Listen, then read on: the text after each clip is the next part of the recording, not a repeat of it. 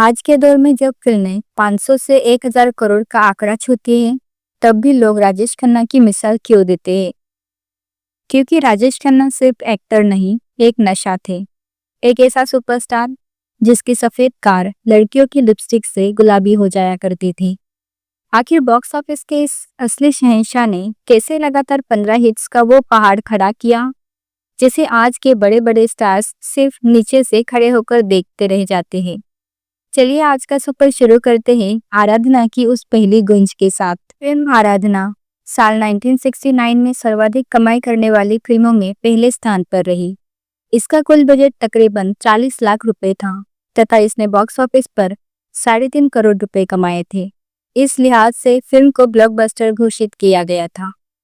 अगर बात करें इस साल की दूसरी सबसे ज्यादा कमाऊ फिल्म की, तो वो थी दो रास्ते, जिसने 3.5 करोड़ रुपए कमाए और ये भी ब्लॉकबस्टर रही। तथा इस साल कमाई के दृष्टिकोण से तीसरे स्थान पर रही फिल्म एक फूल दो माली, जिसने 2.5 करोड़ कमाए और हिट रही।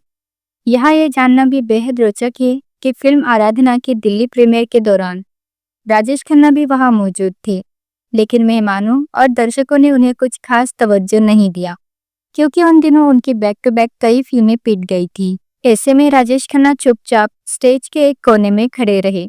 लेकिन जैसे जैसे फिल्म आगे बढ़ने लगी, वैसे वैसे मेहमानों तथा दर्शकों पर राजेश खन्ना का सुरूर चढ़ने लगा। फिल्म खत्म होते होते ये आलम रहा कि हर कोई उनका दीवाना बन गया और उनकी एक झलक पाने के लिए धक्का मुक्की होनी शुरू हो गई।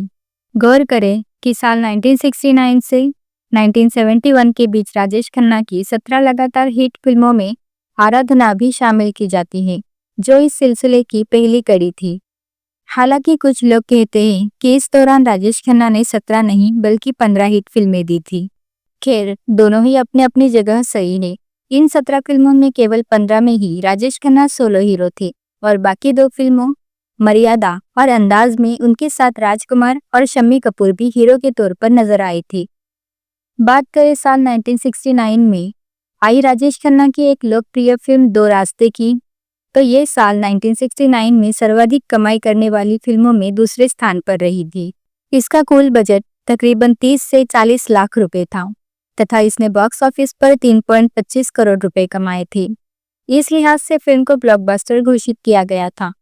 ये फिल्म कमाई के मामले में तो बेहतरीन रही, लेकिन अवार्ड्स के मामले में फिसडी साबित हुई। साल 1971 में आयोजित 18th फिल्म फेयर अवार्ड्स में दो रास्ते को कुल 7 श्रेणियों में नामित किया गया था। ये नामांकन बेस्ट फिल्म और best director Raj Khosla, best story Chandrakant Kakodkar, best supporting actress Bindu, best music director Laxmikant Pyarelal, बिंदिया चमकेगी गीत के लिए बेस्ट लिरिक्स आनंद बख्शी और best female playback singer Lata Mangeshkar को मिले थे। लेकिन दुर्भाग्य से ये फिल्म केवल बेस्ट स्टोरी के लिए एकमात्र अवार्ड जीत पाई। वीडियो में आगे बढ़ते हुए बात करते हैं साल 1970 में आई राजेश खन्ना की उस फिल्म की, जिसमें वो लोगों को अपने ही अंदाज में समझाते हुए कहते हैं, दिल को देखो चेहरा ना देखो। फिल्म सच्चा झूठा साल 1970 में सर्वाधिक कमाई करने वाली फिल्मों में दूसरे स्थान पर रही थी। इसका कुल बजट तकरीबन 40 लाख रुपए था तथा इसने बॉक्स ऑफिस पर 2.75 करोड़ रुपए कमाए थे। इस लिहाज से फिल्म को सुपरहिट घोषित किया गया था। इस साल कमाई के मामले में पहले स्थान पर रही फिल्म जॉनी मेरा नाम, जिसने 4 करोड़ रुपए कमाए और ब्लॉकबस्टर कहलाई। तीसरे स्थान पर रही फिल्म आन मिलो सजना, जिसने 2.5 करोड़ रुपए कमाए और सुपरहिट कहलाई। सच्चा झूठा राजेश खन्ना की वो पहली फिल्म रही जिसमें उन्होंने एक नकारात्मक चरित्र निभाया था। इसके अलावा ये उनकी तीसरी ऐसी फिल्म रही जिसमें उन्होंने डबल रोल किया। इससे पहले उन्होंने 1967 में फिल्म राज के लिए साइन किया गया था, भले ही आराधना बाद में आई। खैर, वो अलग बात है कि बाद में साइन करने के बावजूद फिल्म आखिरी खत पहले बनकर रिलीज हो गई, जो उनकी पहली फिल्म कहलाई। अब बात की जाए साल 1971 में आई राजेश खन्ना की उस फिल्म की, जिसमें हाथियों की भावनाओं को इतना बारीकी से चित्रण किया गया था कि दर्शकों की आंखों में आंसू आ गए थे। जी हाँ, हम बात कर रहे हैं फिल्म हाथी मेरे साथी की। ये साल 1971 में सर्वाधिक कमाई करने वाली फिल्मों में पहले स्थान पर रही थी। इसका कुल बजट तकरीबन 60 लाख रुपए था तथा इसने बॉक्स ऑफिस पर 3.5 करोड़ रुपए का कलेक्शन किया था। इस तरह फिल्म को ब्लॉकबस्टर करार दिया गया। कमाई के हिसाब से इस साल के दूसरे स्थान पर रही फिल्म मेरा गांव मेरा देश, जिसने 3 करोड़ रुपए का कलेक्शन किया और सुपरहिट कहलाई, तथा तीसरे स्थान पर रही फिल्म दुश्मन। इसका कुल कलेक्शन रहा 2.5 करोड़ रुपए और ये भी सुपरहिट कहलाई।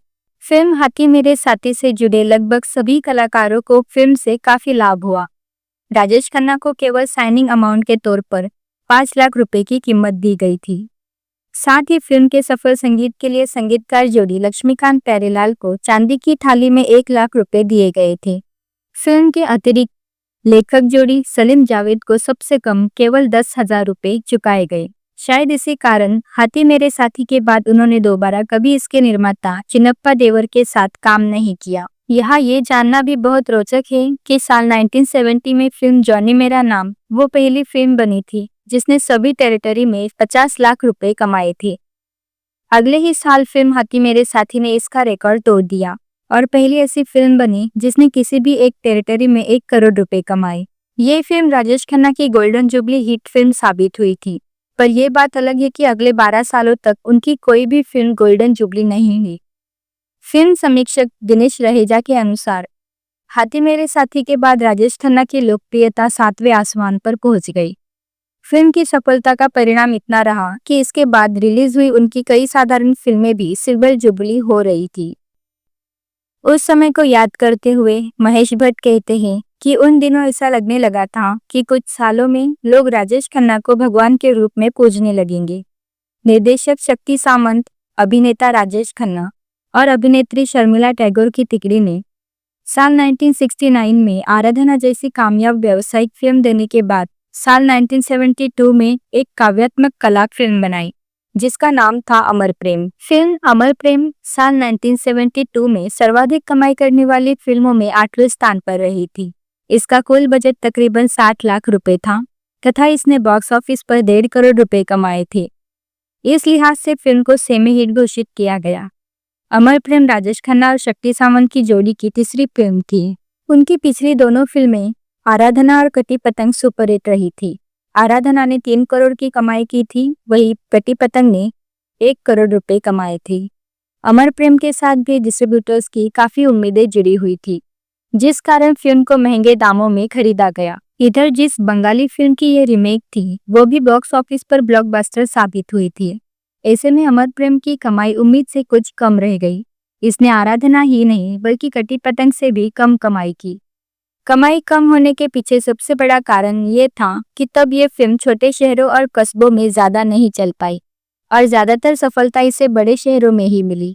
अब बात करें साल 1972 की पहली तीसरी कमाऊ फिल्म की, तो पहले स्थान पर रही फिल्म सीता और गीता, जिसने 3.25 करोड़ रुपए कमाए और ब्लॉकबस्टर कहलाई। दूसरे स्थान पर रही फिल्म पाकीजा, जिसने 3 करोड़ रुपए कमाए और सुपरहिट कहलाई, तथा तीसरे स्थान पर रही फिल्म राजा जानी, जिसने 2.5 करोड़ रुपए कमाए और हिट कहलाई। यहाँ ये जानना भी बेहद रोचक है कि फिल्म अमर प्रेम साल 1971 के उत्तरार्ध में बनकर रिलीज होने के लिए तैयार हो गई थी, लेकिन उन्हीं दिनों घटी एक घटना ने इसकी रिलीज डेट को टाल दिया।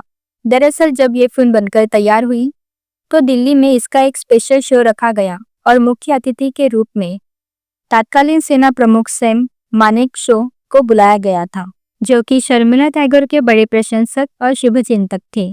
कहा जाता है कि मानेकशॉ ने शर्मिला टैगोर और नवाब पटौदी की शादी में अपनी स्पेशल गाड़ी भी भेजी थी। खैर, दिल्ली में फिल्म की स्पेशल स्क्रीनिंग के अगले ही दिन भारत पाकिस्तान युद्ध शुरू हो गया। नतीजा ये हुआ कि फिल्म की रिलीज को टालना पड़ा और ये अगले साल जाकर ही रिलीज हो पाई। बहरहाल, अब बात की जाए अगले साल 1973 में आई राजेश खन्ना और शर्मिला टैगोर की एक और फिल्म दाग की, जिसमें इनके अलावा अभिनेत्री राखी गुलजार ने भी अपनी अदायगी के रंग बिखेरे थे। फिल्म दाग साल 1973 में सर्वाधिक कमाई करने वाली फिल्मों में तीसरे स्थान पर रही थी। इसका कुल बजट तकरीबन 60 लाख रुपए था तथा इसने बॉक्स ऑफिस पर 3.25 करोड़ रुपए कमाए थे। इस लिहाज से फिल्म को सुपरहिट घोषित किया गया था। इसके अलावा इस साल कमाई के मामले में पहले स्थान पर रही फिल्म बॉबी, जिसने 5.5 करोड़ रुपए कमाए। और ब्लॉकबस्टर कहलाई। तथा दूसरे स्थान पर रही फिल्म जुगनू, जिसने 3.5 करोड़ रुपए कमाए और सुपरहिट कहलाई। फिल्म दाग के आधिकारिक प्रोड्यूसर यश चोपड़ा थे, लेकिन सही मायनों में इसे गुलशन राय ने फाइनेंस किया था।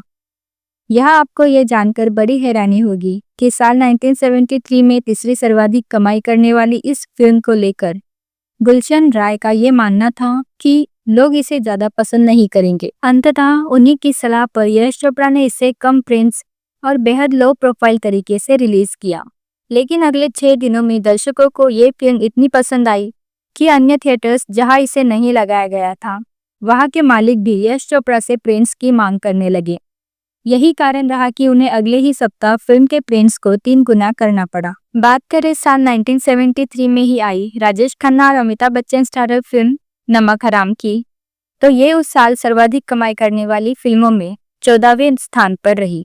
इसका कुल बजट तकरीबन 30 से 35 लाख रुपए था तथा इसने बॉक्स ऑफिस पर 1 करोड़ रुपए कमाए। इस लिहाज से फिल्म को सेमी हिट करार दिया गया। फिल्म आनंद के बाद नमक हराम राजेश खन्ना और अमिताभ बच्चन की जोड़ी की दूसरी और आखिरी फिल्म रही, क्योंकि इसके बाद दोनों के बीच प्रतिद्वंदिता कुछ यूं बढ़ गई थी कि उन्हें एक फिल्म में ले पाना किसी भी फिल्मकार के लिए मुश्किल हो गया। बता दें कि फिल्म नमक हराम में अमिताभ बच्चन के अभिनय को देखकर राजेश खन्ना ने ये कहा था कि अब कोई आ गया है जो उनके स्टारडम को चुनौती दे सकता है। साल 1974 में आयोजित 21वें फिल्म फेयर अवार्ड्स में इस फिल्म को कुल 3 श्रेणियों में नामित किया गया था। ये नामांकन best supporting actor Amitabh Bachchan, best comedian Asrani और बेस्ट डायलॉग गुलजार साहब को हासिल हुए थे। गौरतलब है कि इनमें से केवल आसरानी को ही हार का सामना करना पड़ा, बाकी दोनों अमिताभ बच्चन और गुलजार साहब विजयी रहे थे। आनंद के बाद ये दूसरा मौका था जब अमिताभ को बेस्ट सपोर्टिंग एक्टर का फिल्म फेयर अवार्ड दिया गया था।